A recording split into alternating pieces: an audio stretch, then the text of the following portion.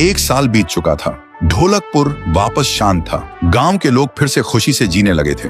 हर पूर्णिमा को लोग एक दिया जलाकर ठुन ठुन ठुन साहुर को याद करते थे। पर एक रात कुछ ऐसा हुआ जो फिर से सब कुछ बदल के रख दिया। लाशें फिर से मिलने लगी। हर 2 दिन बाद किसी न किसी के घर के सामने एक कटी हुई लाश पड़ी होती। गांव फिर से कांप उठा। एक दिन सब लोग महाराज के पास पहुंचते हैं और रो रो कर गांव की घटनाओं के बारे में बताते हैं। रात को महाराज 2 सेनापतियों से कहते हैं, जाओ और खोजो इस कांड के पीछे कौन है। लेकिन सुबह सिर्फ उनकी लाशें लौट कर आईं। एक का सिर था ही नहीं, दूसरे के पैर कट चुके थे। महाराज समझ गए कुछ तो लौट आया है, कुछ जो सिर्फ मौत का खेल खेल रहा है। और फिर कहते हैं, अब इस जंग का सामना मुझे ही करना होगा। उसी रात महाराज चुपके से गांव में आते हैं और एक पेड़ के पीछे खुद को छुपा लेते हैं। और ठीक रात के 2:30 बजे अचानक कहीं से धुआं छा जाता है और उस धुएं के अंदर से एक आवाज आती है,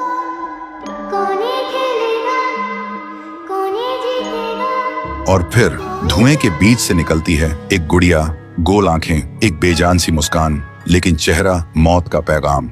वो गुड़िया एक घर के गेट तक जाती है और बच्चों जैसा एक गाना गाने लगती है। उसके गाने की आवाज सुनकर एक आदमी बाहर आता है और अगले ही पल वो गुड़िया उसका सिर चबा जाती है। वो आदमी तड़प तड़प के वहीं जमीन पर गिर जाता है। महाराज सब कुछ देखते हैं। उनकी आंखें भर जाती हैं। उन्हें समझ आ जाता है इसके सामने जाना मतलब खुद का अंत लिखना है। अगली सुबह गांव के लोग इकट्ठा होते हैं। महाराज कहते हैं, ये पिछले भूत से भी ज्यादा डरावनी है। इसे सिर्फ वही हरा सकता है जो मौत को पहले ही हरा चुका है। और फिर एक पूर्णिमा की रात सब लोग दिया जलाकर पुकारते हैं, आप वापस आइए, आपके बिना ये गांव जिंदा तो है पर जीने जैसा नहीं। तभी एक आवाज गूंजती है और उसी देह की आग से एक जलता हुआ पेड़ बनने लगता है और उसी पेड़ में से ठुन ठुन ठुन साहुर निकलता है। तभी फिर से वही धुआं छा जाता है और उसके साथ ही एक आवाज।